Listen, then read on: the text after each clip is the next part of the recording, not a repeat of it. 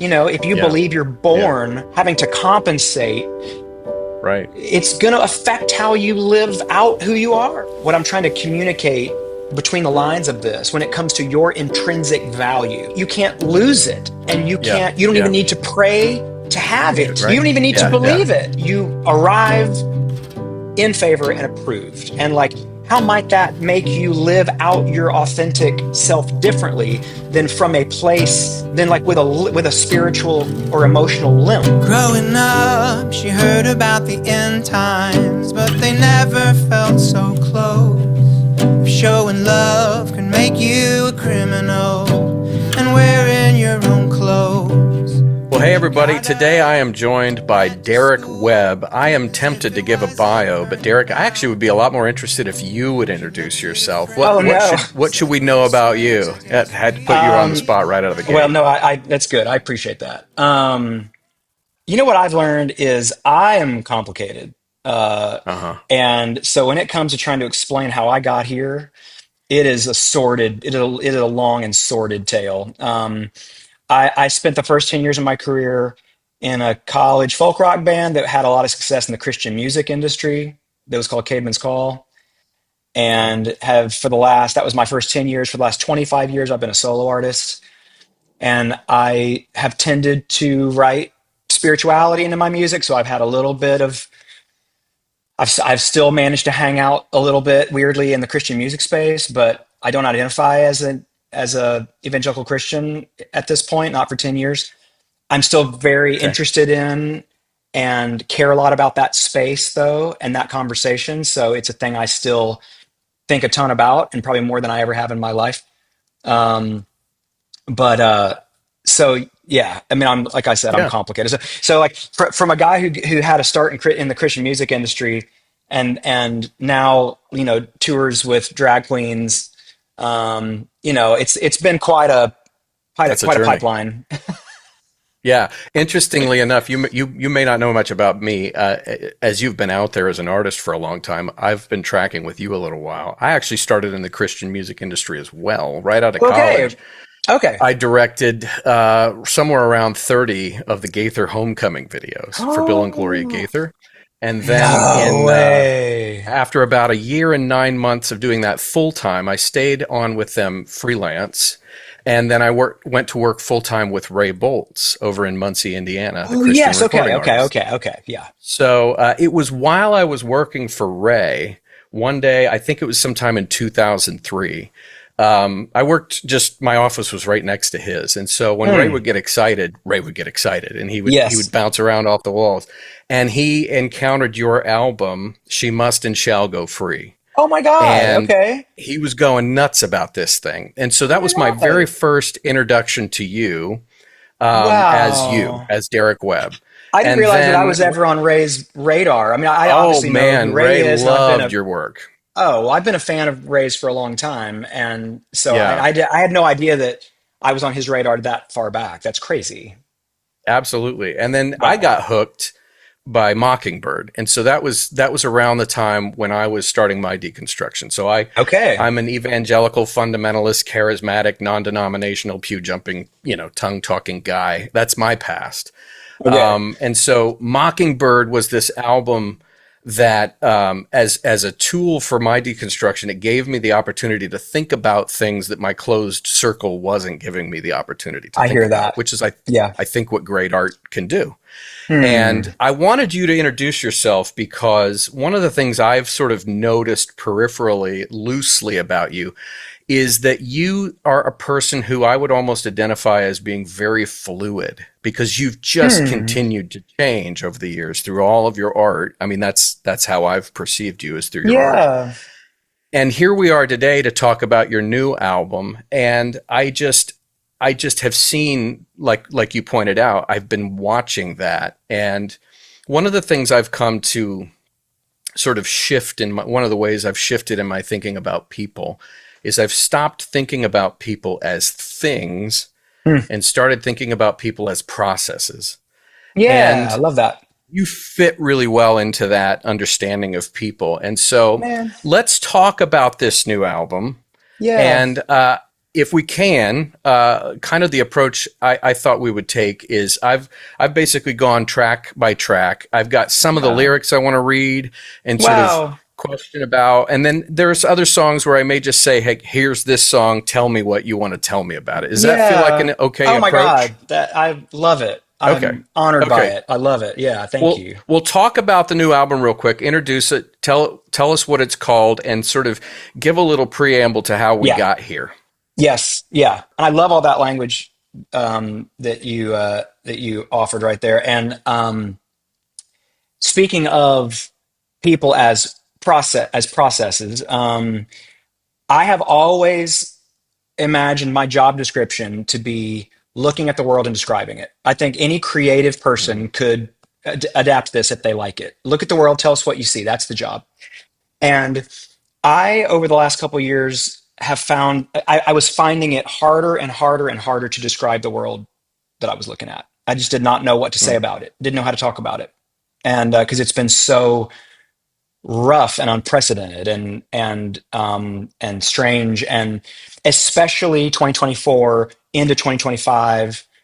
Um, I was wanting to work. I was wanting to write. I was wanting to contribute, and I just did not know how to do my job. And the thing is, hearing you describe the work that that you've resonated with of mine, the way that you did, I really like because I am committed to nothing except for that job description. I'm committed mm. to, in every moment I find myself in, with all the information I have that I bring with me into that moment, to trying to honestly describe the world as authentically as I can. I'm going to describe the world for you, which is going to speak to myself as I change, as I see the world. I'm changing as I try to describe it, and the world is changing as I see it. It's changing. I'm Right. changing. It's all changing.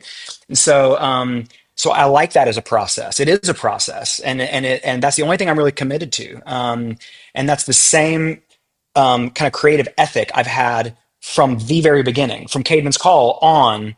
I've been committed to describing the world as I see it, and which changes constantly. And yet, last year, beginning of this year, I just couldn't figure out how to do it. I didn't know what to say. Mm, I didn't know where to start, and I and I basically kind of liken it to, you know, the way the world has been is like that moment you're driving down the highway and the serpentine in the car breaks. That's the really bad one, and every gauge goes on in the car, and it's like everything mm. goes wrong at once, and the car just, it's dead. It's like everything stops working. You don't know what to do. You can't drive it. Basically, I feel like I've been looking around the world, and everywhere I look is on fire. Everything Mm. is on fire. And so you want to run and you want to help and but you don't even know what direction to run in because everywhere is on fire. So where do you even start? Where Right. do you go? That's how I have been feeling. And I'm even familiar with the language of protest. I've written a bunch of protest songs in my career. I just didn't even know what to protest first. I didn't know what it was, so it was really Mm. hard. And I went into this year, into 2025, thinking I really want to make a record this year, but I don't have any idea when I'll be able to do that because I don't know. That's kind of that part of the creative process I feel like is very much out of my control. I just kind of have to Sure. wait a little bit for the guidance and the kind of the spark. And I didn't have it. I didn't know where to start. If you look at the world long enough, most people will notice that for you, and it'll be different for you than it is for me, than it is for somebody else, that for you, there will be a fire that is taller than all the rest, the tallest fire, Okay. the one that you Hmm. can't see past to the others, the one you can't get past to the others, that you really have to bring that one down first. Then you can go on and deal with whatever else is next. And everyone, because of their life experience and their personalities and everything else, there's going to be a tallest fire that they need to start with and deal with. For Right. me, I realized, and this is what really opened it all up, and this is what brought us to the record. I realized that for me, there was a very clear tallest fire. And Okay. that for me was what I was observing as the increasingly impossible world that my friends in the queer community, and especially my family, my loved ones in the queer community, and especially queer youth, and most especially trans youth, the Mm. impossible world that they were having to navigate and live in, and just Yeah. being squeezed And it once I realized that for me personally, now I'm a straight ally. I'm a cisgender straight man and father and family member, and for me, um, that might come out of left field for some people. I am not unfamiliar with this subject matter, though. I've been writing about Right. especially issues of the way the church handles and deals with and really fails uh, Mm. LGBTQ people in general. I've been talking about this for decades. I mean, on as far Right. back as Stockholm Syndrome, I was in trouble for writing songs about how the church treats the gay community. And my last record, had multiple songs on it that were in this territory. But for me, it's so personal that I Yeah. realized I need to focus all of my energy on this. Um, and once I did that, once I realized this needs to be my focus, I need to try and write songs as an ally and under the guidance and leadership of my queer friends and creatives. I need to take their Mm. guidance. I need to go to them and say, and I did, and I'll tell some of that story maybe as we go. But I need to take guidance and let my friends lead, but follow them in to the conversation, to the Mm. fight, and contribute and to try to write songs that were encouraging and empowering soundtrack for queer and trans people, especially queer and trans youth, who I think are the most vulnerable. And once that was my focus, in 30 years I've done this job, it's never happened so fast. I started the month of February with no Okay. idea yet, no songs, no nothing. And by the end of February, 3 weeks later, I had not only written, but I had recorded this entire album. I Wow. wrote it in a couple of weeks. I recorded it in a couple of days. Wow. And then my body, in other words, my body responded to the urgency. Like it was such an Yeah. emergency once I realized what I needed to do. It Mm. happened so fast, faster than it's ever happened for me in 30 years. Now, what I want to say really super briefly, and then we'll move on, is like, do I think that we need entire albums about what women are dealing with in the world right now and women's rights? Of course we do. Do I think we need Sure. an entire Sure. album about the stories of people of color, immigrants, Right. what's happening in Palestine? Absolutely. We need whole albums about every one of these things. And I'm depending on my creative friends to work on some of that as well. If for Mm. them those are their tallest fires, but for me, what's happening in the queer and trans community right now is my tallest fire, and that's where I'm at. Sure. And that's what led to Beautiful. So the survival album songs. And is so, survival songs. Yeah. yeah, Okay. yeah, Yeah, and it does absolutely feel like, I mean, it feels like what you just described. You're coming in as an ally, and it is it's not a passive album. Like you're very much trying to be engaged, and you are being engaged in the ways you know how. And so, if we can, I'd love to just kind of go track by would love it. track. I want to call out some stuff. So, the very first track on the album is called Queer Kid. Queer kid, where you gonna live now? Good kid, always getting kicked out of every place. You're not safe to be just who you are. Wholesale gendercide aimed right at the kids. While their holy book says, love your enemies, and all the little children let them come unto me. Meanwhile, they're so busy changing all the rules, building up the kingdom using all the devil's tools, they forgot the way history'll show just what they did. By then, there'll be the green grass growing on the grave of that queer kid. Mm. So you have always had a sharp tongue, and I actually say that as a compliment. I have had many people through my deconstruction period accuse me of that, and it wasn't a compliment. I give it to you as a compliment. I'm I have repurposing. received it as both. I get it as both. Okay, Thank so you for that. there's some passion in your lyrics, Mm. and right out of the gate, you're swinging strong with that. Like, Mm. is there some anger in here for you? Is there a feeling of I don't want to say, well, let's just leave it at anger. Like, talk to me about Right. some of the energy that's behind some of these lyrics. Yeah, I really appreciate you asking, and that's insightful. Yeah, that bridge, that rambling stream of consciousness bridge that's at the end of that song, Queer Kid, it was among the very first writing I did for the album. So I was like, and like I Okay. said, once my focus was clear, it happened really fast, which means it was bottlenecked. Like I had a lot of Mm, feelings about this and a lot of thoughts ready. I just hadn't really looked at them and tried to put them down on paper before. And so once I did, it came rushing out really.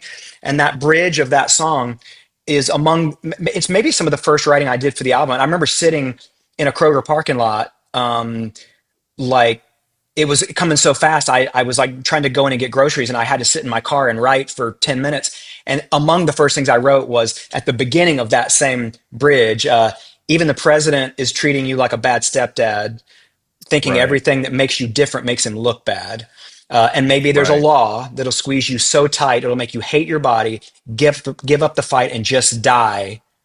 So why don't they call it Mm. what it is? Wholesale gendercide aimed right at the kids. And then it, and so, Yeah. yeah, I've been watching my loved ones and their Mm. experience of their own lives under these circumstances. That song came from a literal conversation I had with a loved one the day after Trump was reelected, Okay. going back into high school, and Mm. basically a conversation describing how the world felt that day. Mm. Just being in their bodies and being among their friends. And one of the first jokes that somebody made was like, it was just kind of an awkward silence as they were standing around that morning at school, the morning after. And one of them looked at the other and said, well, I guess we're illegal. I guess it's Mm. illegal to be us now. Yeah. And Wow. that was, and I immediately wrote that. I was like that. I mean, like just visceral comments coming out. And I just was writing all of it down out of conversations, and, um, so yeah, Wow.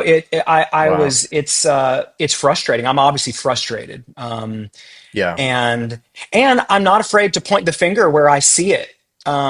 It's not hard to see where all of the oppressive, marginalizing, negative, really evil, in my opinion, energy is coming from, and Mm. pursuing people to their deaths right Right. now. Right. And and Yeah. It's so violent. yeah, It's violent. it is violence being done, emotional violence, Yeah. literal violence being done. Yeah. And yeah, I'm very affected by it. And so I think you definitely do hear that.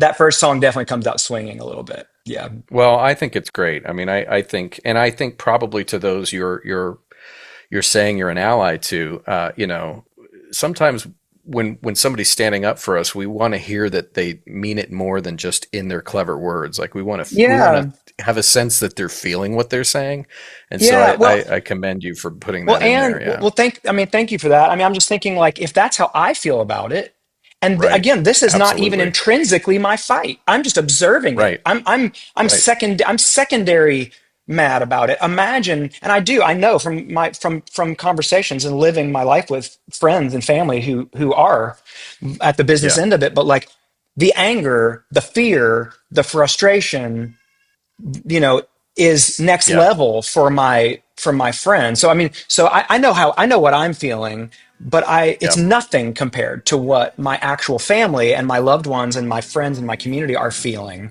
Nothing in Agreed. comparison. And it's just so easy to see when you look at me. Oh, I can read that energy and your secrets written on your face. You got to draw away the fire from your friends. All it takes is a little bit of nail polish. The best threats always self-identify when you know a trick that always draws the eye. Talk about nail polish. You wear nail polish, and Yeah. you've got this song about nail polish. I have kind of an understanding of this, but I don't think that everybody does. So what's Yeah. kind of the idea here? Yeah. It's a question I get because I'm, again, as a straight cisgender man, like why do I tend to keep my nails painted? And there's a reason, obviously. And so I thought, why not address it this is a perfect place for me to address this. Um, and there's a few important reasons. One of which is, well, no, I'll just say the primary reason, and the one that is highlighted in this song is what I have learned over years is that when I am with my friends and my loved ones in public, Hmm. my queer friends and loved ones in public, I have found that something as simple as having your nails painted Yeah. um, is a tremendous early warning system. Because what happens Okay. is when I walk into a room being me and having my nails polished. It's just something as simple as that. I immediately receive, I see and get all the side eye from that room from every potentially unsafe person in that space. Right. They look right at me and I get their energy. They give it to me. You cannot help but out yourself as an unsafe Right. person when you see someone who is in any way, even subtly, passively challenging gender conventions or binaries. You can't help yourself. You just like, and you know it immediately. You get it. You feel it. And Yeah. so for me, Yeah. what that tells me is I have just, thank you, everyone. Thank you. My social experiment has worked beautifully as it always does. I now know every single person to keep my eye on in this space to keep my family and my people safe. Um, Right. and, and, but the other thing it does that I love is, and it's really the flip side, and the song doesn't talk about it, but this is true too, is it also identifies you as a safe person potentially for people who are looking for allies in the room because it's not safe. The world is Absolutely. not safe. And so if something goes down, you need to know who you can depend on. And I need to know who's dangerous. I need to know who might need support. And something, again, all it takes is a little nail polish. It's like it's such a simple It's great. thing, Yeah. and yet very, very useful. So that's why I do it. I'm with you in the fight, but my heart can't bear to count the cost for you to stay safe out in the open. You've got this line in your body politic. Just breathing in and out is like an act of war. So please stay safe in the open. I want you free, but I need you alive. Yeah. That is an interesting song. It's now you're pleading with the people you're advocating for to, it seems like sort of like be careful. Yeah. Talk to me about that a little bit. Yeah. So I wrote this song on the first day. There was somebody in my family. It was the first day that they were going out into the world in a very public way, Hmm. dressed in the clothes that matched how they felt about themselves and who they are. Okay. And I was simultaneously, and I watched them enter the world and then out of my vision. And I was simultaneously the most proud I've ever been and the most terrified I've ever been Hmm. for this person. Yeah. And because I couldn't, nail polish and all, I couldn't be with them all the time. And Right. not that they need me to, to I protect get them or it. Yeah. something, but Yeah. You when you care. care about people, Yeah. you're concerned for their safety. And again, the world in 2025 is not a safe place for queer and trans people. It's not. Right. And the statistics, bear this out. And so and as soon as they were out of my vision is when I wrote the first line for this song that I wrote, which you just said, which was, I want you free, but I need you Yeah. alive. And that was the Yeah. first thing I wrote. And then I started to write in, and I sat in my car again, and I remember writing that first verse and saying like, it doesn't require bravery to be me, basically. To be in the world as Right. I am requires no Right. bravery. And yet I see you weighing life and death every day in your skin. Yeah. And to me, it's a fight for integrity because, like, for things to be integrated, integrity is when the outside matches the inside. And so for Right. me, it was courageous, but it was a fight for integrity because it's like someone wanting their outside to match their inside. They want to they want to have integrity. That's what the fight is. And yet it was a risk to their life to do it every day to do it. And Yeah. yeah, so that song is like, it's a heavy song because that is, as an ally, that is the feeling, and I feel it constantly for the people in my life. Uh, Yeah. have you had any reactions to that song? In a way, it's sort of like you telling people be safe. Are any people from your life who are in that community, do they express appreciation for that message? Or is There there a has like, been, hey, you've overstepped? yeah, exactly. Yeah. So I'm sure that would not be inappropriate. I mean, because Sure. my friends and my family don't need me to save Right. them or We're protect not them. Superman, right? Yeah. That's right, Yeah. and they certainly can defend themselves, and they're strong, and they're more courageous than me. I promise you. At the end of that same Right. song, I will just highlight it. The lyrics are, "I could never love you more than this. whether a daughter or a son, because you are 10 times the man I'll ever be as the woman you've become. Yeah. And that really says it. I mean, that's what it is. And Yeah. so, like, all the strength and courage is not mine, it's theirs. Right. Right. This is just my fear. I'm just confessing my fear. I'm Yeah. expressing that I'm afraid for the people I love. And Yeah. it's mostly been like, yeah, it's been a very emotional response to this song, both in my community, my family, and also just like that's one of the ones that even as I'm doing the shows and it gets a pretty emotional response. Because I think that Mm. people who are either friends or allies to queer and trans folks or queer and trans folks all find themselves somewhere in that equation. And we all have to Yeah. acknowledge that it's because we love and care about each other and we're all feeling a lot of feelings. None of this is any of our faults. It's because of what the Right. world is pressing on to us. But it's like you can feel it. You can. Oh, I was there too. It won't be this way forever.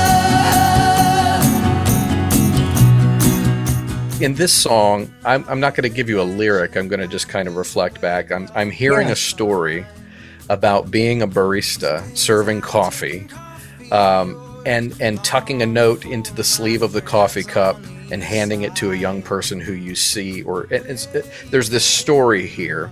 Is this a story? Did this happen to you? Was this a story you just conceived of? It's pure artistic license, or did someone tell you about this So experience? right. So it's a first. This was a firsthand story of a loved one. Okay.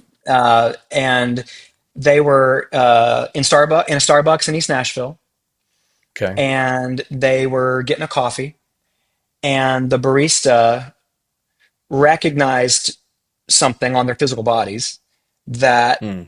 that they saw, that they understood and recognized apparently in their own story, the barista. Hmm. And it was evidence of self harm. Okay. And the barista saw this, knew what it was, understood about because their own story and their own experience and history with this. And they didn't draw any Sure. attention, but what they did was they wrote a note Hmm. and they folded that note in, tucked into the coffee sleeve, and handed that coffee to this person in my family, and that which they found a little later. Actually, they found this note, and the note said, Okay. "I was there too. It won't be this way forever." And it Hmm. was basically just the most profound and kind note I've ever seen in my life. I literally have it framed and in my closet. I look at it every single day. I think about it every single day. Hmm. And it's like that moment where for somebody, it's like you see your own story in somebody else, and Hmm. it gives you the opportunity for maybe some of the hardest things you've ever been through and experienced in your life to be a gift that you can give to someone else for them Right. to not feel alone in what they're experiencing, because you see them at a moment you've been in, Right. and that they maybe feel as though they can't make it through, that maybe they're not going to make it Yeah. through, and a lot of people don't make Yeah. it through.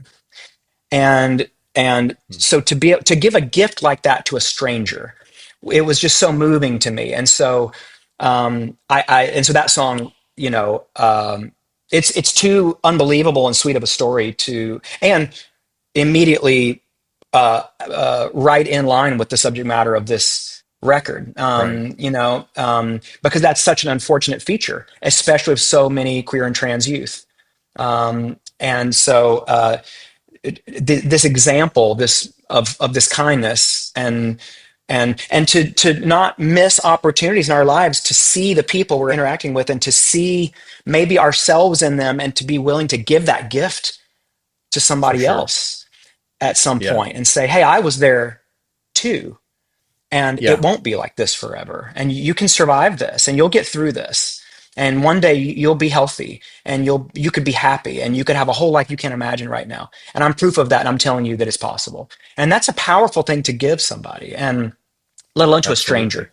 So it was moving. Absolutely. Yeah. This is one of the reasons why I feel like this album, I said on Facebook earlier, it's medicine. It's like medicine because in Mm, addition to, I think, bringing, some more perspective to this story and all of Yeah. the things that music can do. It's also instructive in a way, not prescriptive, but it's giving like these ideas like nail polish, like this little note tucked in the coffee cup. It's Hmm. it's offering glimpses at how, like, a lot of us who identify as you say you do, we don't have our own experience to draw off of. And so until we've learned these things, until we've started Right. to understand ways to react, how are we supposed to know unless we go make a Yeah. friend? And that may be hard for some people. So I think Right. it's a gift that stuff is in here too. Yeah. It's like Um, invitations, that's, yeah, Absolutely. invitations. Yeah.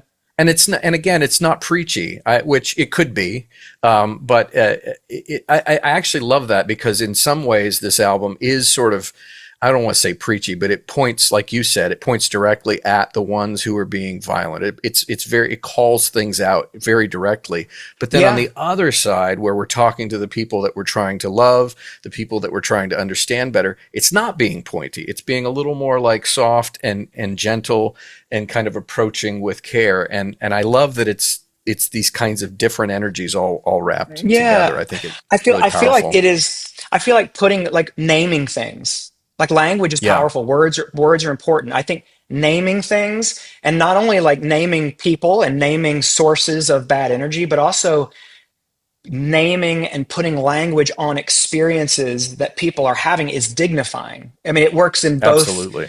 ways. And so it's like it can be both comfort and agitation, where it needs to be. To Yeah. put language on things can be very dignifying. And so for someone to hear language that resonates in their own story is helpful because it's dignifying. It makes them feel less alone. It makes them feel seen because clearly sees me or someone like me. They see my life experience, my lived experience, because they're describing it and I don't know them. Right. So they Right. they they seem to know something about my experience, which means my experience is not unique, and that's in a good way. That means I'm not alone. That means other people are feeling it. That means there's community. That means there's Absolutely. survival. That means there's, yeah. So I think that is important.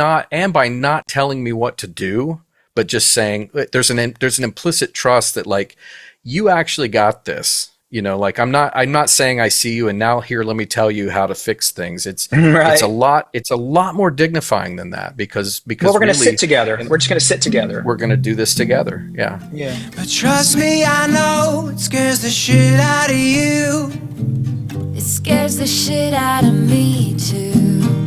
After all that we've done and all that we know, muscle memory, asking to be believed, just asking to be trusted and to trust and believe.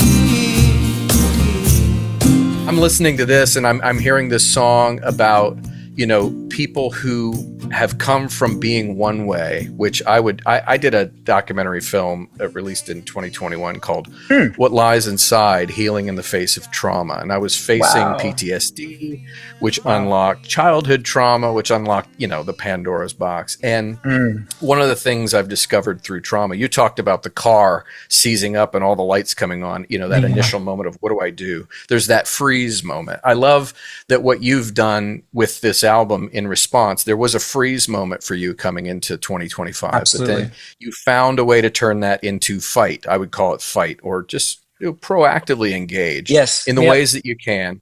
Muscle Memory is this song that seems to me to talk about people who they've known relationship, they've known connectedness, possibly through lenses or experiences that you could describe as having been traumatizing. And Mm. so we become very rigid, we become not fluid, we become inflexible and hard to get along with. Then, which and that's one thing to talk about, but the Hmm. song does this awesome thing about going, so now it's really fucking hard to be in a current relationship as this new people that we are, with these old wounds and old triggers. One of the things Mm. people who experience trauma will know implicitly is that you don't necessarily ever get rid of the Right. triggers. The triggers are there.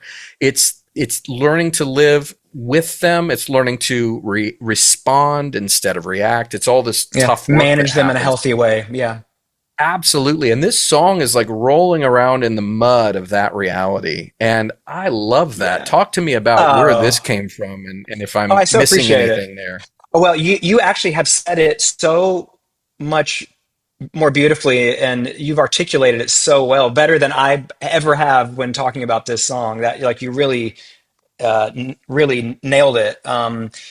Because that is what it's about. What's interesting is, so here's this is just, it's almost an aside. There's this crazy feature of all of my solo records that I've done. And I think somebody told me the other day, maybe I've done 12 proper commercial release solo records among other random records, but that maybe that's true. Of all of my solo records, I only make like concept records. I only really make like heavy Mm, themed records. I'm old, so I'm kind of old school about the album format. When I put an album out, I'm not trying to say 10 things. I'm trying to say one gotcha. thing 10 ways. Like I like to spend time in Hmm. the nuances of a thing and really like live it, stay in it, and really get into the nuance and detail. And even though I've only ever made concept records, really, on Hmm. in every batch of songs for every record I've ever made, there always is one random kind of odd love song that just shows Mm, up in the batch, and it just goes that's with fair. it just Yeah. stays with its siblings and it goes on the records. What's interesting, and so Muscle Memory is kind of that song for this record because it really started Okay. as a song. So I'm remarried, 5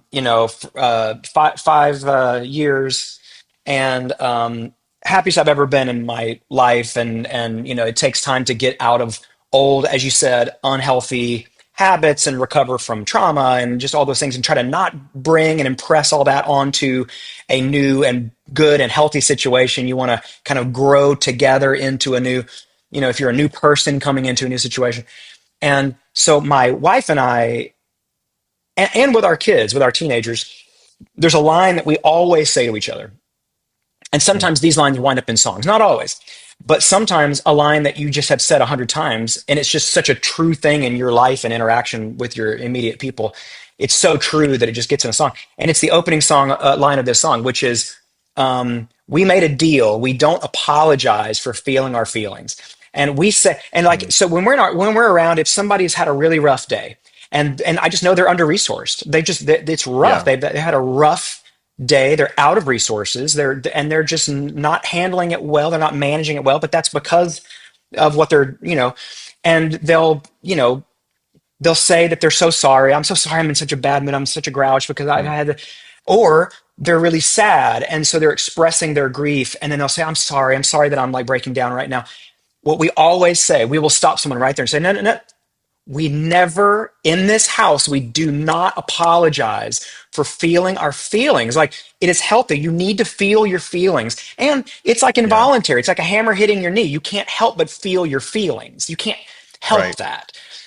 But now, if as a result of feeling your feelings, you behave badly to somebody and you want to make amends Right. for that, well, that's fine. Let's keep short receipts and let's say we're sorry to each other. But what you don't say you're sorry for, you don't add apology and shame on top of feeling angry or sad or disappointed Right. based on things that are external you have no control over. So we don't apologize for feeling our feelings around here. And it is interesting, just like you just drew out with what you said, the reason that this particular love song, Odd Love Song, belonged more on this record than any Odd Love Song has belonged on any of my other records, and they happen on every one, is because it also resonated with me that exactly what you said. There are people who are different people. They are in a different Right. point in their lives. They've learned new ways, new healthy ways of relating to each other after coming out of very unhealthy behaviors with other people. And Right. not always their behaviors that were unhealthy. They were subject to Sure. unhealthy behaviors and responses. And so we have to unlearn that. We have to go easy on ourselves, go easy on each other, and unlearn all that muscle memory that we have, Yeah. especially when it makes us so fearful. Because I mean, that's what that Right. chorus is like. I know it scares the shit out of you. It scares the shit out of me. After everything we've Right. been through and everything we've done and everything we've seen, and all the things that we've. It's really hard not to be super scared. but I'm going to ask you to trust and believe me, and I'm going to trust and believe you, and let's try this thing. Let's do this together, and let's be healthy. And like that's what it is, and that applies well beyond my immediate absolute love for my wife. It applies to my relationships with a lot of my friends and a lot of my friends' relationships with their people and with their family and people who Absolutely. they've had to deal with. Yeah. So it really did. It extended in an interesting way beyond what the odd love song typically does on my albums. Well, and you have this line in the song too that does this beautiful departure from like some of the root of suffering. A lot of times the root of suffering is that we're hooked or addicted or stuck on an idea about the way things should be as Yes. compared to the way they actually are for us. Yeah. Wow. Yes. And so unhooking from the expectation or the, instead of shoulding all over ourselves, it's letting that go. And you say That's in the great. song, we don't need a box top if we are the puzzle pieces.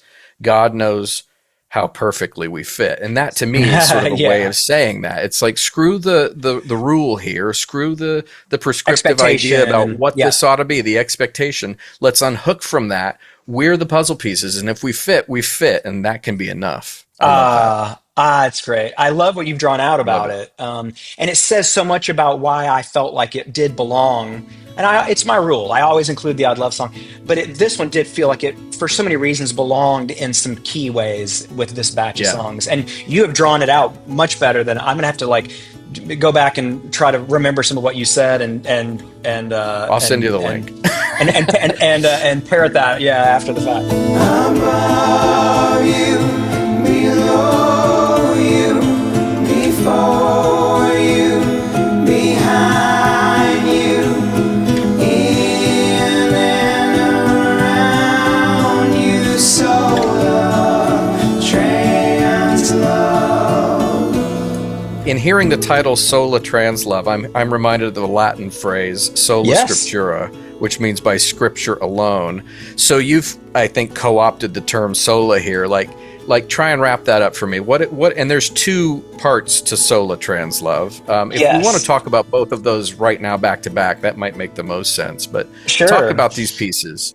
Yeah. Sola Translove Part One, and its subtitle is Words of Meditation. Right. It's basically that's what it is. It's a meditation on intrinsic value.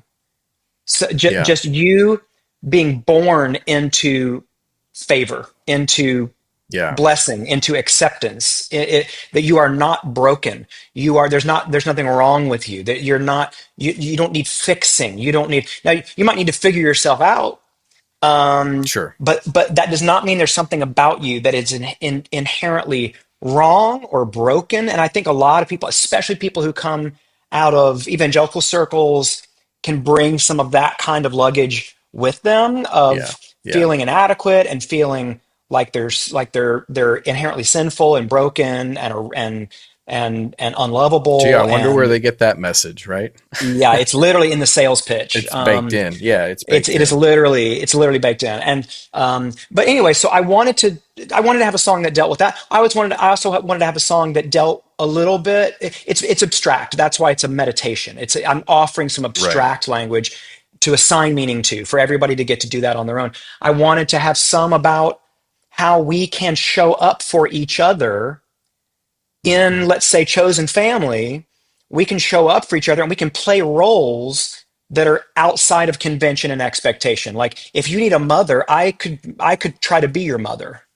Right. If you need a sister, I could try to be your sister. I mean, like we don't have to Yep. be bound to these binary expectations and descriptions. Like we have this energy in us. Like I have, we all contain multitudes. Like, you can bring that conventional femininity, that conventional masculinity. You can bring that to bear in the relationships around you at any time based on who you're in a relationship with and what their needs are and what your needs are. So I wanted to riff on that a little bit. I wanted to riff on intrinsic value a little bit. I wanted to get into a little bit of spirituality, which this record kind of generally stays away from more so than my other records. And the For title, to sure. sum it all up, yes, there is a little bit of church history here because that's part of my background. I actually have some of those solas literally on my arm. I mean, this is how Okay. hardcore I was at one point in my life decades ago. So I wanted to play with the words. I wanted to bring in that Latin. And sola just means Hmm. only, like to the exclusion of all other.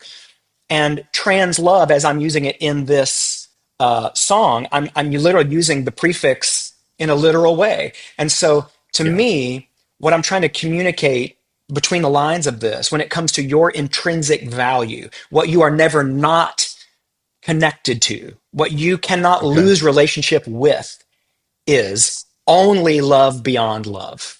Only Yeah. love beyond love, which is what Sola Translove says to me, means to me. Mm. And so this first part one is just kind of 3 verses of meditation on that and just offering a little abstract language to find yourself in a little bit and to play with a little bit Nice. and to just a sandbox to get into and say like try this and see how it feels. How does it feel to say Yeah. if you need a mother I could be your mother, if you need a father you could be a daughter, if you need a brother Mm. he could be your sister. I mean, and Right. you don't need a savior. You were born in Right. favor. You Right. you and you can't lose it. And Yeah. you don't even Yeah. need to pray to have it. It's Right. I don't yours. even need you to hear this song for it to be there. It's there. No, I'm not giving it to exactly. you, You right? don't even need to Yeah. Yeah. believe it. I think Yeah. this is true. Exactly. I believe this is true about you and about Yeah. us. And it Yeah. speaks to who you are and the strength from which you can draw to be your authentic self. And like Yeah. you are approved. You are approved, and you're never not approved. You arrive in favor and approved. And like, how might that make you live out your authentic self differently than from a place, than like with a spiritual or emotional limp? If you Yeah. believe you're Yeah. born having to compensate, Right. it's going to affect how you live out who you are and the courage or strength Absolutely. from which you draw. Anyway, I think I can take a moment here to speak a little bit about the second part.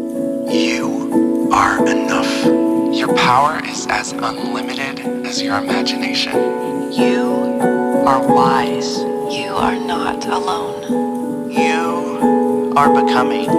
Forever becoming. It's a quick, broader statement. When I first started this record, when I was like, okay, I think this is what I want to do, that moment we spoke about before, we're like, this is what I think I can contribute. I want to make a record about this for these people with this intention. The first thing, because as I mentioned, this is not intrinsically my fight. Right. It's not my Right. conversation. I don't get to come in and lead. I don't get to come in and instruct. I get to listen. I get to receive counsel. I get to receive guidance. I get to follow my queer friends, my trans friends, my loved ones, my community, and I get to take their guidance of how I can be the most helpful and supportive ally possible.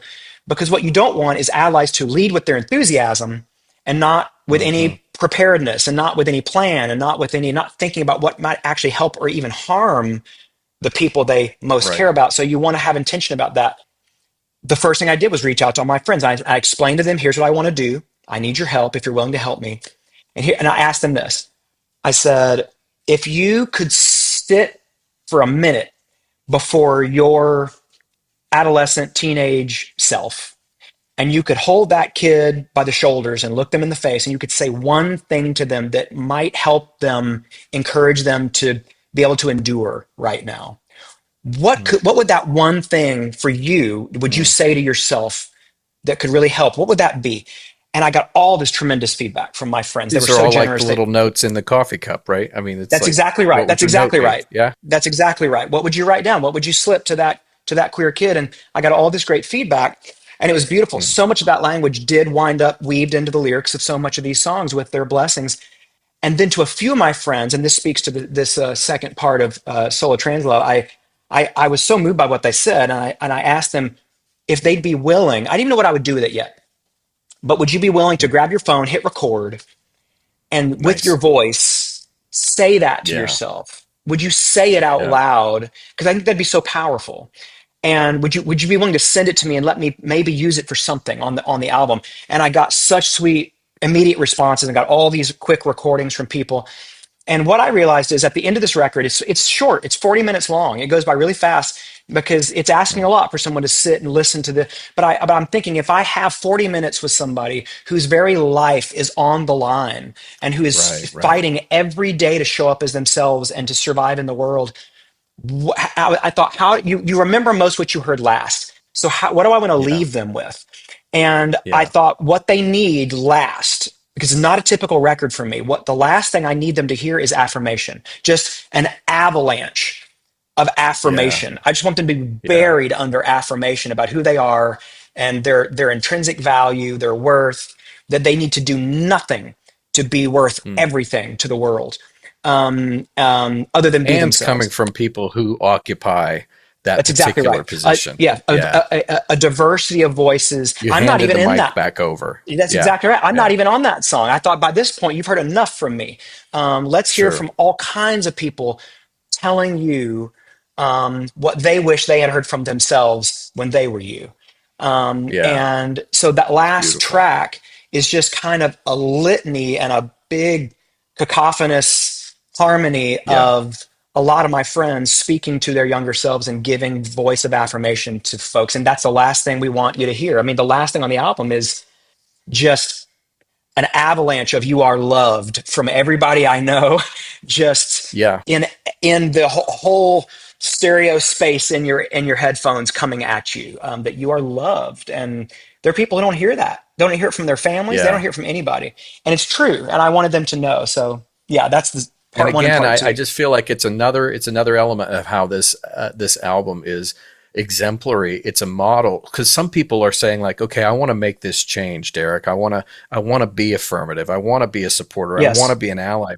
But they're so calcified in maybe their own that's a like great Sola word. Yeah. Translove is great for people who are stuck in their own religious trauma. I mean, if you can Mm, say to a trans person that you are okay the way you showed up, that's true for yes, everybody else too, right? And so that's right. this is again why I think this album is like medicine because it's saying these things to your target audience, but it's Mm, also in a very helpful way. It's allowing this other audience of people you're trying to kind of educate and also love and say like, hey, mm, like we're not going to fix anything if we're beating up on all the people who are still clumsy about this and don't know what to do and you're not judgmental about it. I love that we mm, group those two together and I mm. think because of time we'll have to land. We're going to skip two of your We're songs. okay. So people are just No, going to have we're to but we're we're still okay okay? actually. Yeah. Okay. Look what Dude, how is that my happening? computer. That's the Holy I don't. Spirit. I don't know. And my computer does this sometimes. I don't know what's That's making it awesome. happen. Two thumbs up. We'll do fireworks. Meanwhile, some politicians who never even met you tell you you don't exist. Even though, unlike the so-called God they say condemns you, well, there's proof of it. Meanwhile, some politicians who've never even met you tell you you don't exist, even though, unlike the so called God they say condemns you, well, there's proof of it, because here you are showing up to a life those men could not survive even a day. Oh, if they were in your place. Obviously, it flows and feels better coming out of you as a song. But again, here's that sharp tongue, and I love how you're saying those men, like you're pointing very specifically at pretty much where this is coming from. Talk to me Mm, about "In Your Place" a little bit. yeah. I honestly loved hearing you recite that. That sounded way better than when I sing it to me. No.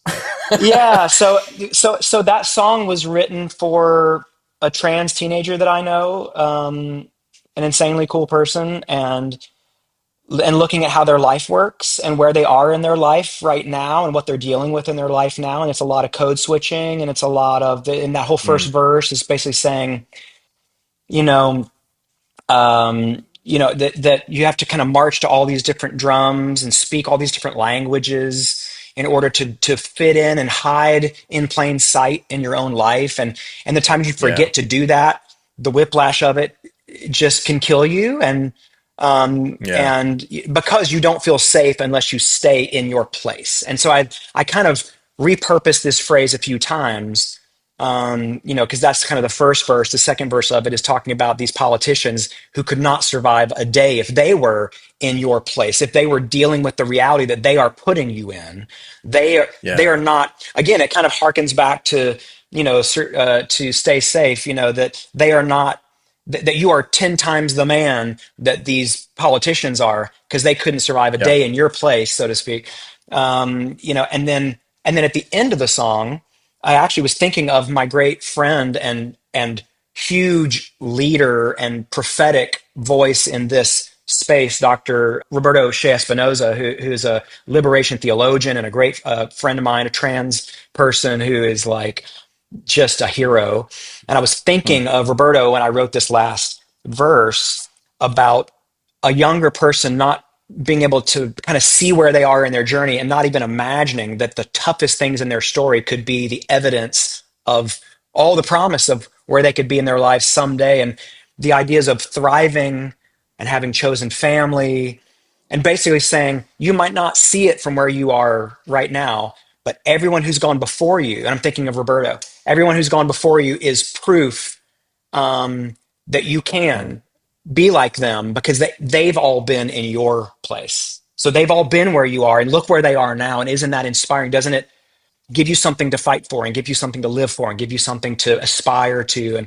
And so, yeah, I was just kind of, thinking about what this young friend might need to hear right now, knowing where they are, but looking at my other friends, who are somewhere they could be someday, and trying to connect these people together so they can see each other a little bit. Yeah. I love it. It's more of that coffee cup work. This whole album, like maybe the artwork should have been the little note in the coffee cup. I love the artwork, but Well, yeah, it's it's interesting got that. on the. It's the note in the coffee cup over and over is happening on this album. Yeah, well, what's cool is like on the vinyl and on the CD, on the back Yeah. cover, there's actually a ton of artwork, and in mixed in with the artwork there, up in one corner, I do actually include a picture of that note. That Oh, handwritten cool. note is literally on the back Nice. of the CD and vinyl. You can see it. The literal original handwritten note from I Was There Too This is the one you is have there. hanging in your closet now. It is. It is. They twist the truth, they spread the fear to hide the lie. When the world feels dark and the path unclear, you realize, child, this may be the time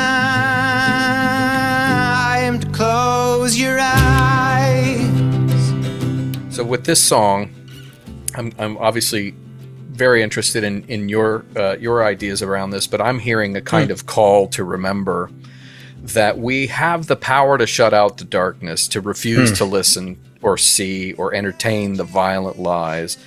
And then there's also a point, I love where the song switches. I remember when I was first listening to it, I was almost like should Derek be telling people to close their eyes? Like there's because my brain works like other people's brains, and I'm like what is he doing here, and what is he saying, and will people appreciate this? And then as the song grows and evolves, there's a point where you're talking about like now open up your eyes, and it feels like there's a very strong sense of agency that you're pushing through this message of this song. And I'm curious if that's even close to where you're coming from with it, or what you were kind of conceiving of when you were writing this one. Yeah. Well, I love how critically you've listened. I mean, I super appreciate that. There's nothing more meaningful to an artist or a songwriter than to have someone really listen, and Sure. so I super appreciate the time you spent with the songs. So this song actually came from some of that feedback I got from one of my friends that Okay. I was looking to guidance for this record, Ricky Brady, who is the music director here in Nashville of Grace Point Church, which is the most progressive church in town, and it's a community I've spent a lot of time with, and I actually worked at this church just a few years ago for a season. And Ricky is one of my dearest friends. Among the stuff that Ricky sent me back as his, like, this is what I would say to my young self to survive. One of the things he said that I just thought was really sweet and really powerful was he said, it's okay to close your eyes if you need to. It's okay to close your eyes. Mm, And it was just a really kind, like a really, like it was kind of like a take care of yourself. And Yeah. Even though, yes, we need to fight and we need to show up, and yes, we need to be vigilant, and yes, we need to protest, and yes, we need to, it's also okay. Like, you need to take care of Yeah. yourself. You need to put your own mask on first. And so it's like this moment of like, if you need to close your eyes and take deep breaths, and you need to just find yourself and center yourself and make sure that you're okay, you don't need to Yeah. exhaust yourself in these fights. You need to take good care of yourself.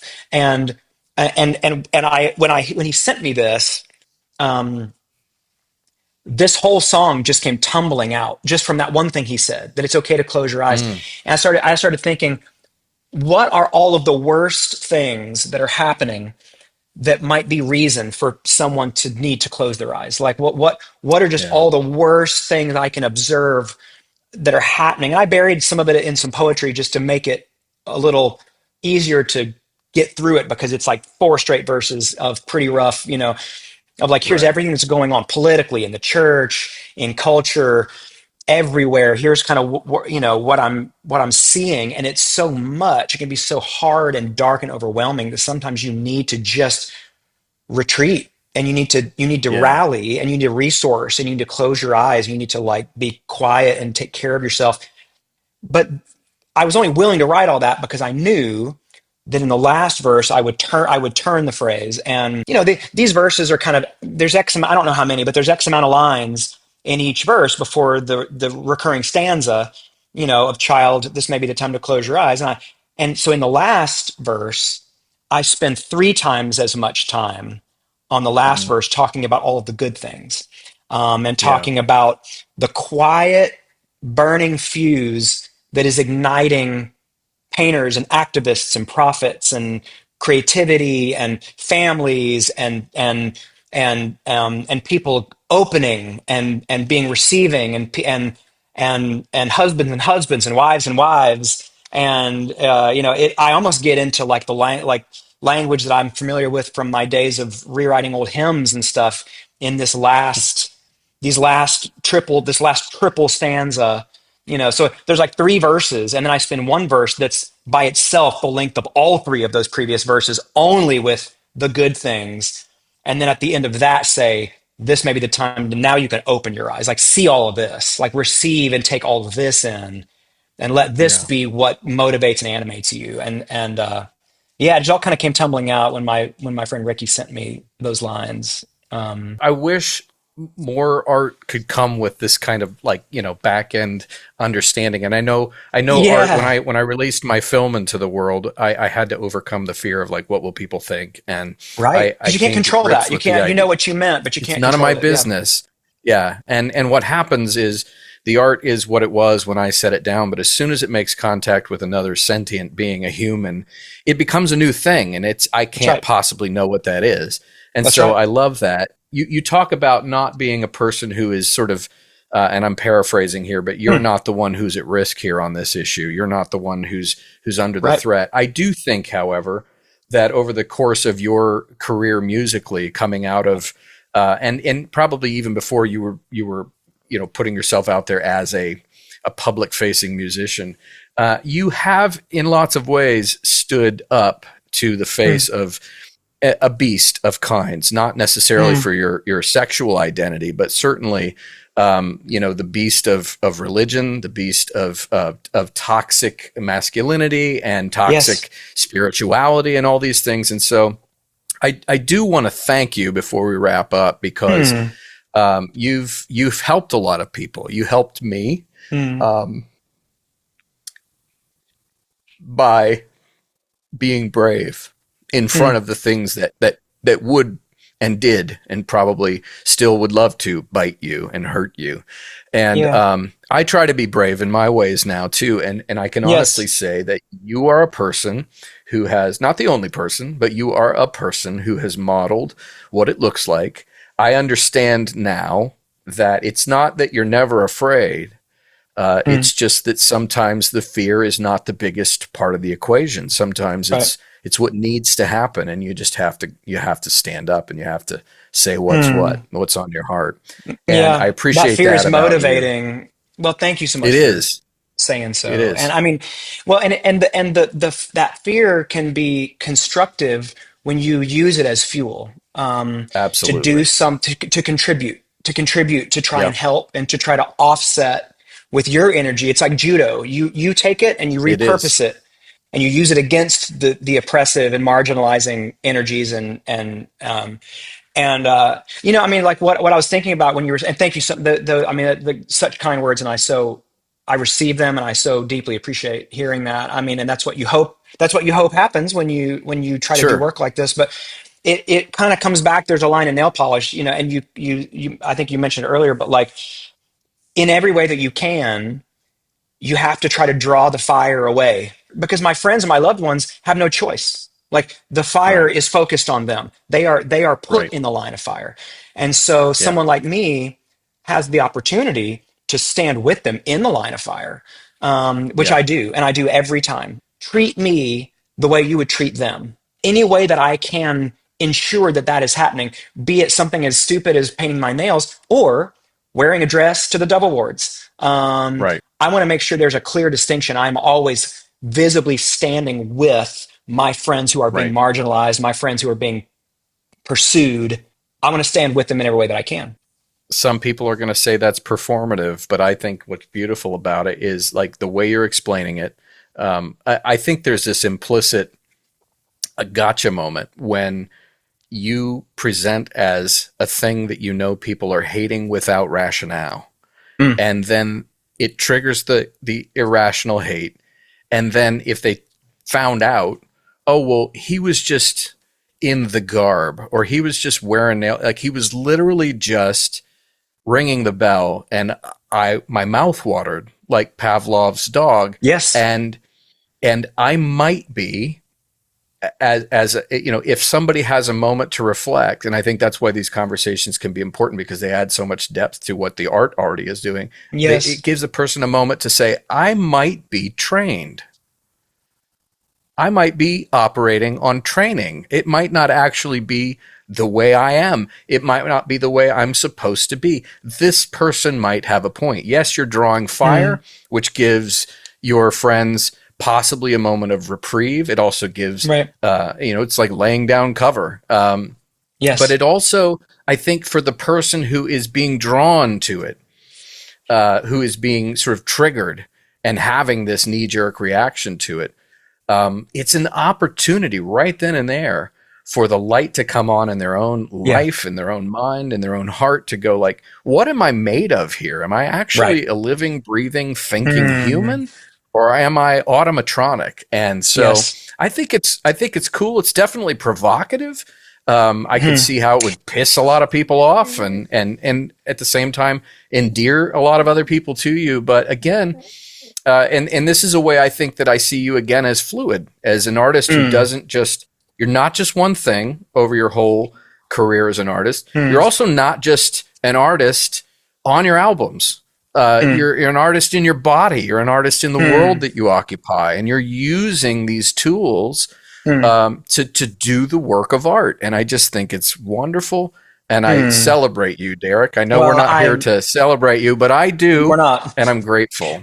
But thank you for that. And it is. I mean, How? performance art is an important thing. And I know that the exactly as you said, like the word performative, I mean, tends to be a pejorative term, but like Right. all I can do is perform it, because again, it's not intrinsically who I am. I'm a Exactly. cisgender straight man, and so when I wear nail polish or go in drag or in a dress or whatever I may be doing at any given time for whatever given reason, um, it is performance art. But as you said, it is provocative in that it is meant to provoke. I am doing it for that reason. Yeah. I understand certain things about certain people in culture, and I understand what their triggers are, and I'm intentionally tripping those wires.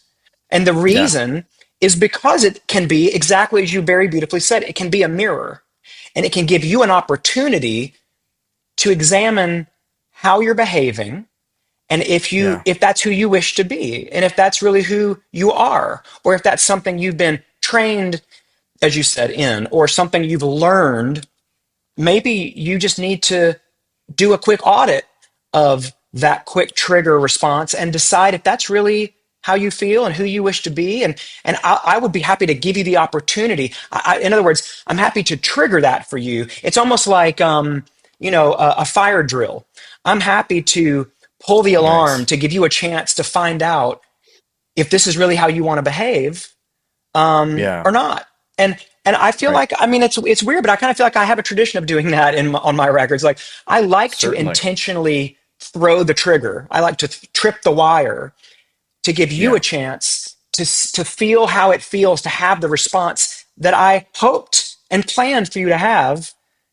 But I did it for you. I did it to give you the opportunity to sit in that feeling and decide if that's something you like or not. And if you don't, you get to change. You get to come into new information, and you get to Absolutely. be a different person.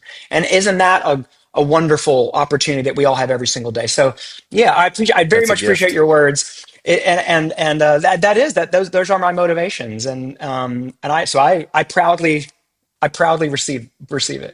You'll take You know? that. Okay. That's great. I'll That's take great. it all day, all day. So wrapping this up, Derek, just if you have any like as I mentioned, there are going to be some people who see this who go like, I want to be over there on that side with you, Yeah. Derek, or with you, Luke, or whoever. Yes. But maybe it's just like this is moment one for them. Like, what are Yes. steps? What are some things I can do? So I know you don't speak for everybody and there's no prescription here, but in terms of your experience and the things that you've learned, because I suspect as a fluid person, you haven't always been where you're at right now. You got there Exactly. That's right. somehow. How do you encourage people who are going, okay, I'm ready to start changing here? What are some Hmm. steps they can take to start becoming more open minded, more like an ally, these kinds of things? They probably don't have any Yes. trans friends or queer friends or anything like that. How do you get started? Any ideas would be, I think, Wow. helpful. It's a great question, and it's definitely the right question. I mean, for me, what I have observed both in my own life and the lives of a lot of my friends is a primary and maybe most effective way that this kind of change can happen and really take root and be permanent change is for it to be very deeply personal.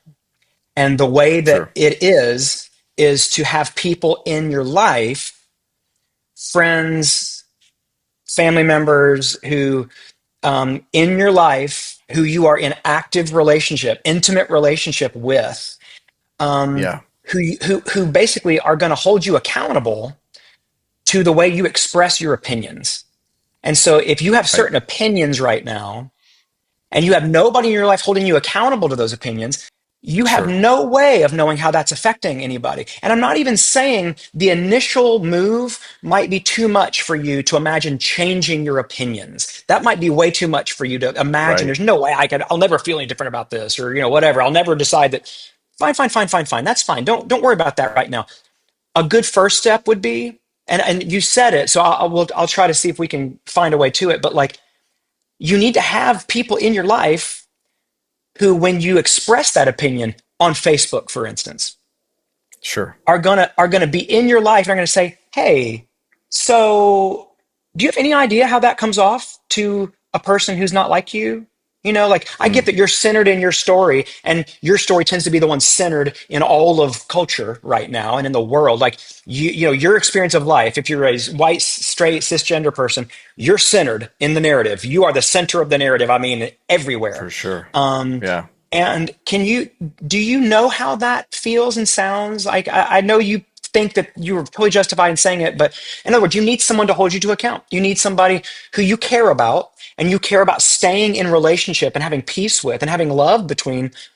You need to have to deal with, and have to Yeah. reckon with what you've said and have accountability. I doubt there's anybody who Right. doesn't know where the queer and trans people are. Somewhere in your circle, I promise you, there Hmm. is a queer or trans person. It is Right. not the job of queer and trans people to educate you on how to be Right. different. That is not their job. If Right. you have people who love you and care about you and want the best for you and committed to you in relationship, they might be willing to Sure. help you in this way. And so you could go to them, and it might be meaningful to them, especially if it's not a thing they typically associated with you. If you said, "Hey, I know that these instincts are wrong and these opinions are wrong, and I don't exactly know why, I don't exactly know how to change them. Would you help me?" and Yeah. would you spend time with me, and could, and like have a safe person that you can talk to about this, and let them guide you, let them help you, and let them hold you accountable socially, and relationally. And over time, it will, I think, change. If you are a person who does not have any trans or queer friends, start there. Why don't you have any Right. trans or queer friends? You probably do, again, have those people in your immediate circles.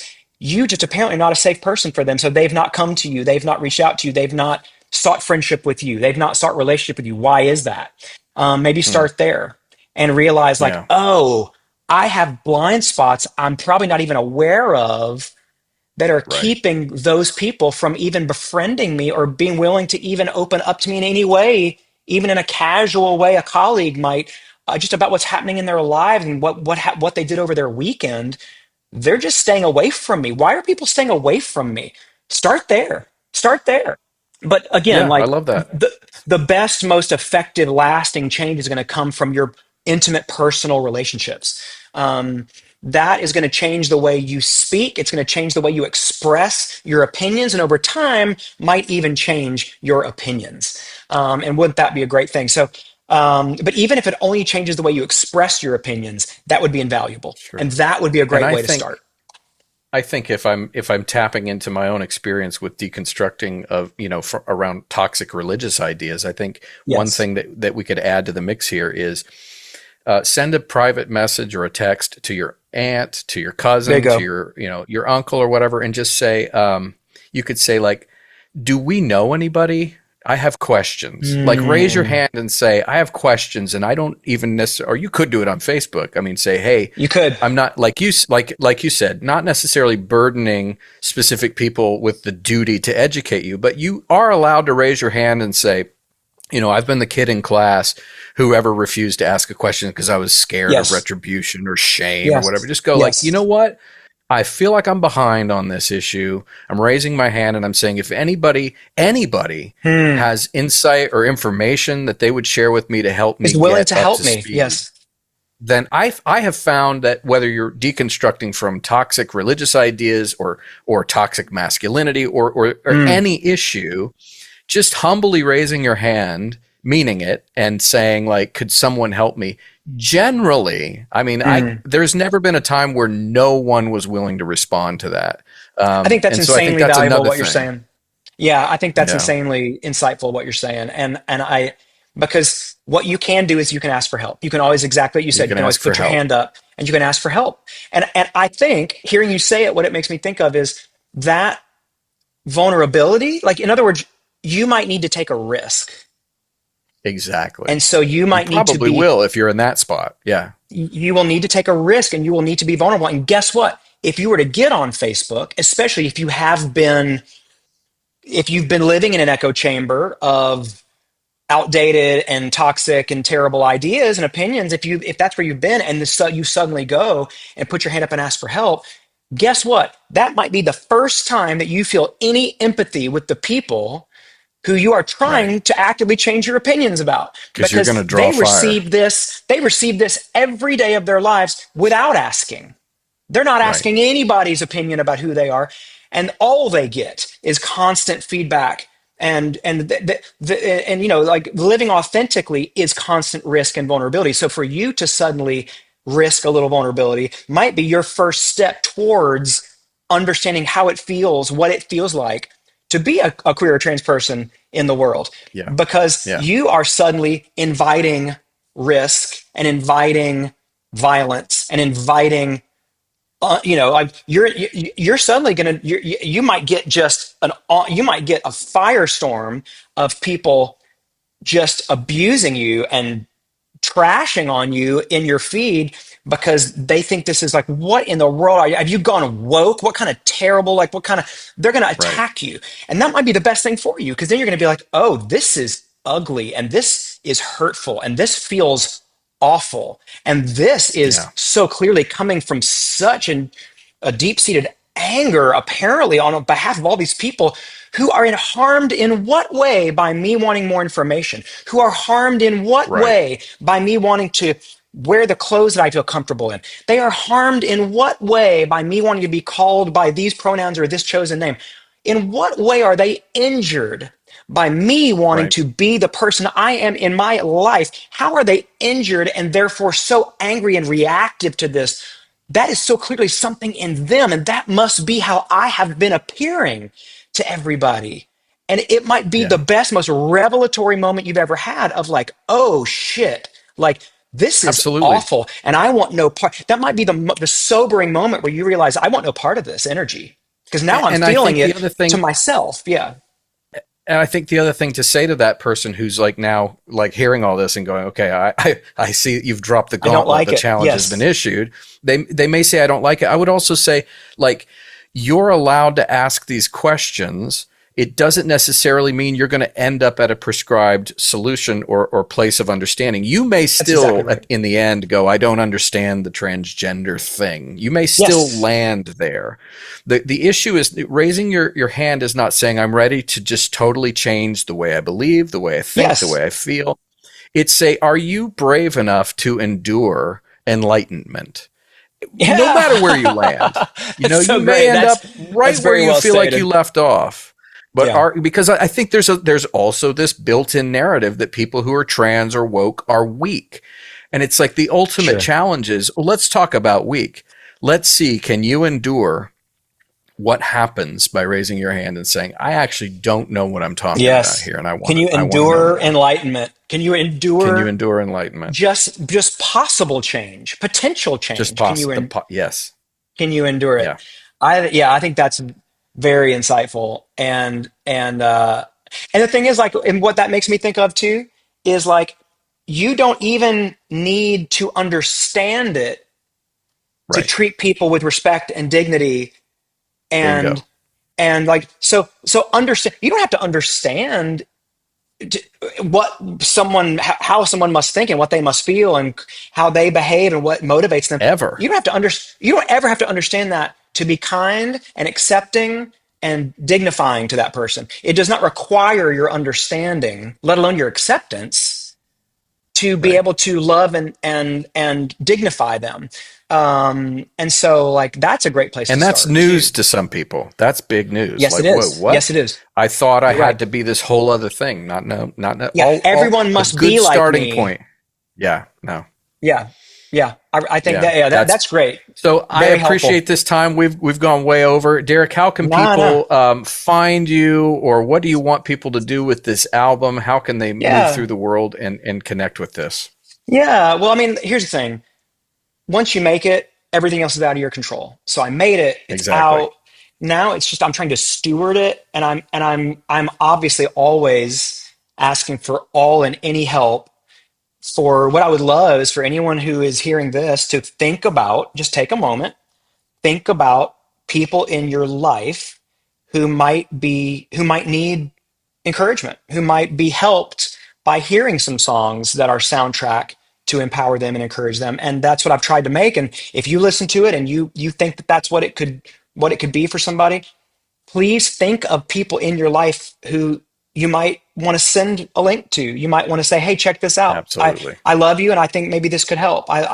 This is not I love you and I want to change you. This is an I love you and I want to affirm you and I want to help and I want to support you. And I think here are some songs that I think might really bolster and help and support and make you feel seen and supported. And just think and just share it with people. I don't care that anybody even knows who I am. I mean, this record is Sure. unusual in that way. No one needs to be a fan of mine. No one needs to know who I am. I just would Right. love for the songs to be their own energy and just to go find the people who might need them. And the most valuable way that happens is one person to another person, like one to another is the most valuable thing. And so, yes, would I love people to like come to my website and buy the record on vinyl and come be a patron? And, yeah, there's all that great stuff. And that's fine. If somebody wants to do that, absolutely fantastic. Mainly, most importantly, all I really would love for people to do is just think about who might need to hear the songs and just share them with that one person. That would be Well, and huge. in the same way we talked about, you might raise your hand and say, "Hey, I have questions." You could also, this could be a practical way to stick your neck out there too, is just to go like, maybe I'm saying I want to take a first step. share the album and go, I don't necessarily understand all of the world around what this album is touching on, but I do understand that this has been important to a lot of people, and I just want to share this. I mean, you could even do that. You don't have to have everything all figured out to be kind, to be loving, to make a gesture. That's exactly right. Like that. And just listen to it and see if it stirs your feelings at all. I think that's a good idea. Yeah. And how you feel about, like, are you ever afraid for the people you love? Listen to Stay Safe. I bet you'll resonate. It doesn't have to be about what I wrote it about. Like, just if you can find yourself emotionally connecting anywhere, that means there is a bridge for you to be able to understand in a metaphorical way. You might not understand this, but if you can understand this is like this. That's what metaphors do. They help you realize that you do understand something that you thought you didn't, because someone likened it to something you do understand. It builds a bridge. So even just listen to it yourself and see how you feel, and then decide. But so DerekWebb.com and anywhere on socials, I'm just DerekWebb. If people want to find that, anywhere you listen to music, look for survival songs, you'll find it, share it. That would be amazing. Thank you, Derek, so much for your time and for sharing this opportunity with me, an old fan. I hope we get to stay connected. I think this has been really cool. I hope so too. Yeah, it was great to talk to you, Luke. You are loved.